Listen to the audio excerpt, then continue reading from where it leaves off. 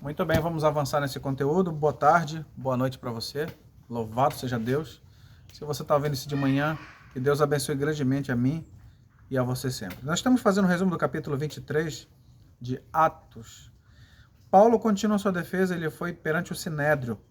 O apóstolo Paulo, ele foi para lá para o meio deles, né? E começou a discursar. Varões e irmãos têm andado diante de Deus com boa consciência até o dia de hoje.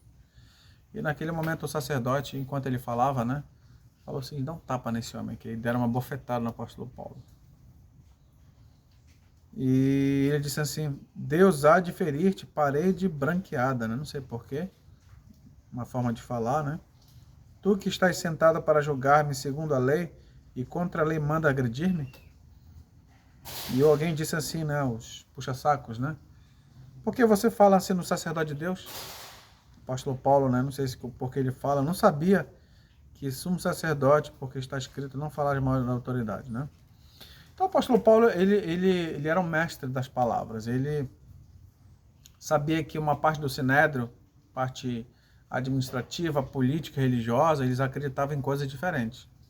Uma parte não acreditava em ressurreição, outra acreditava, uma parte acreditava nos anjos da ressurreição e outra parte não acreditava. Então o apóstolo Paulo, entre fariseus e saduceus, que era composta naquele grande comissão representando dos judeus, então o apóstolo Paulo falou o seguinte, sabendo, varões e irmãos, eu sou fariseu, filho de fariseus, né? No tocante à esperança e à ressurreição dos mortos, sou julgado. Naquele momento a galera ficou maluca ali, né? E começou a vir discussão, não, ele está certo, não, ele está errado, e começou aquele negócio alvorado, você não acredita em anjo, outros que acreditam. E aquele barulho, né? E muita gente diz o seguinte, eu acho que não tem nada contra esse homem. Aí o negócio... Então pegaram o apóstolo Paulo e tiraram ele de lá.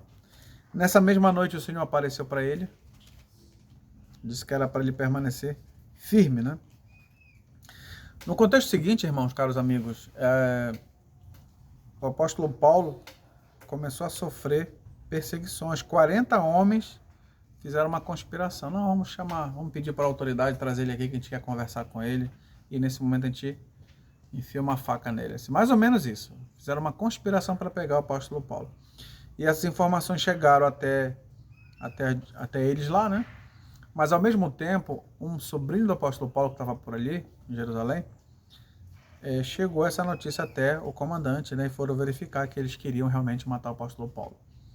E nesse contexto, o comandante arranjou alguns lanceiros, uma cavalaria para proteger, que realmente o negócio estava muito complicado. E eles fizeram o juramento não comer e nem beber enquanto não matasse o apóstolo Paulo. 200 lanceiros, né, para proteger. E ele pegou uma carta e mandou no horário o apóstolo Paulo para em determinado lugar, né? Mandou para o Félix.